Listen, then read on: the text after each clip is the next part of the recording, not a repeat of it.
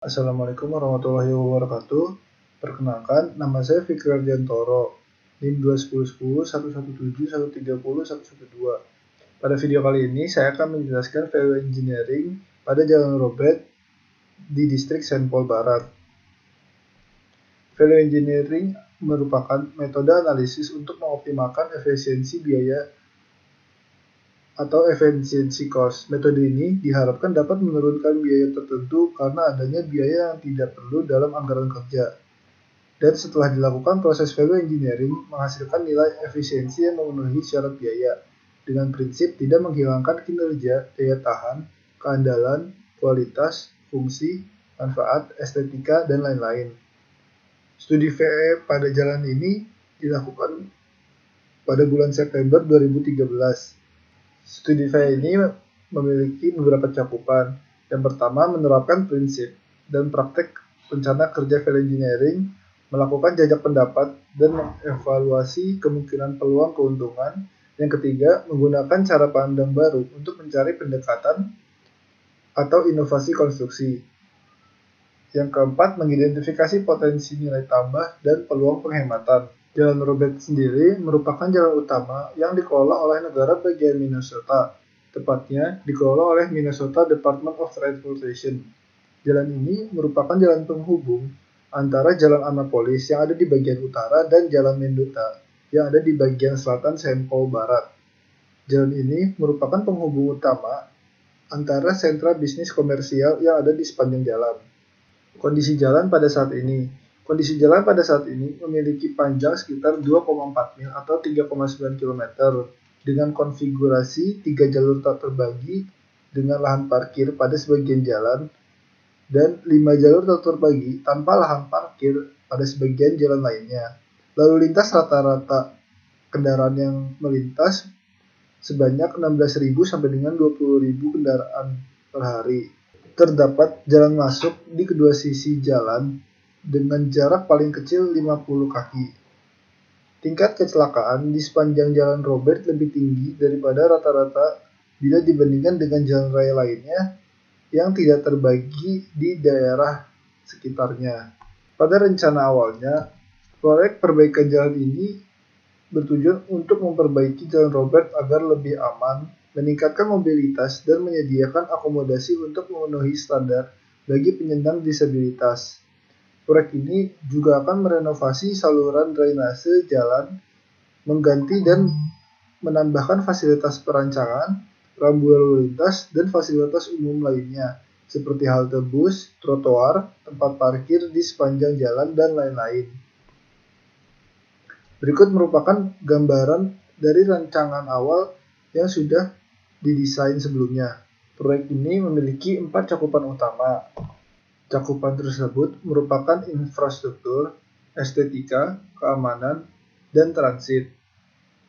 Pada bidang infrastruktur, proyek ini akan memperbaiki overlay perkerasan, pergantian trotoar rusak, peningkatan saluran pembuangan, dan perbaikan utilitas publik.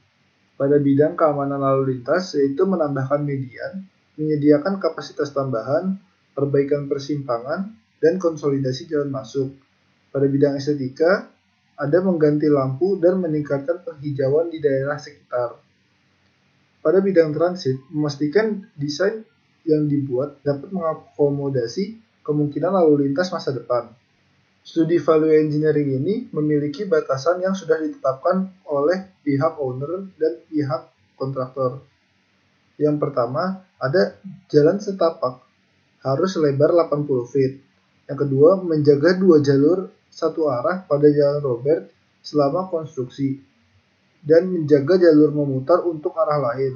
Yang ketiga, memperhatikan akses ke sentra bisnis selama konstruksi. Yang keempat, mempertahankan jalan memutar untuk sentra bisnis selama konstruksi.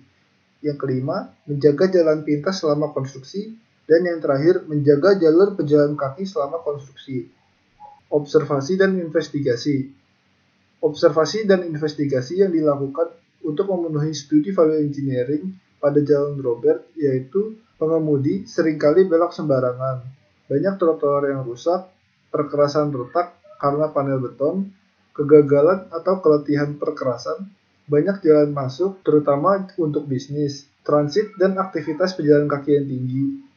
Banyak pejalan kaki penyandang cacat, beberapa jalan buntu, dan kontraktor akan menggali atau menimbun parit untuk saluran tepi layanan air di Saint Paul menggunakan pipa selama proyek berlangsung.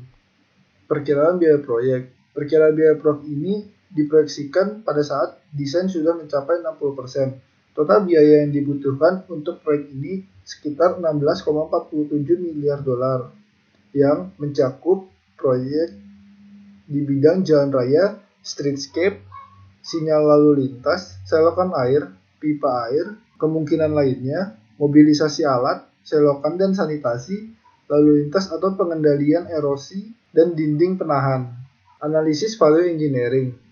Dalam melakukan analisis value engineering, terdapat beberapa tahapan dan terdapat beberapa alternatif yang dapat dibuat. Setelah itu, diajukan untuk pertimbangan.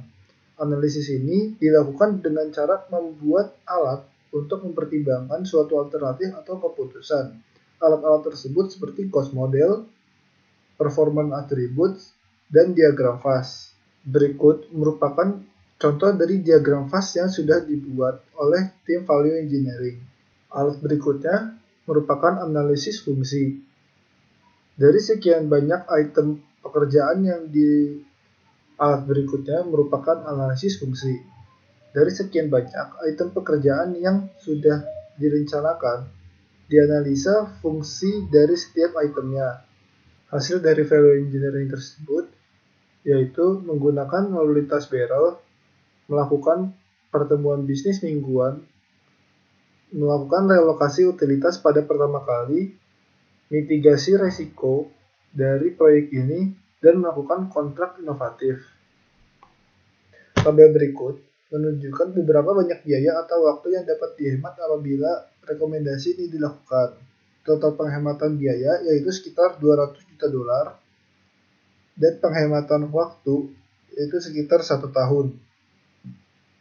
Berikut presentasi dari saya. Wassalamualaikum warahmatullahi wabarakatuh.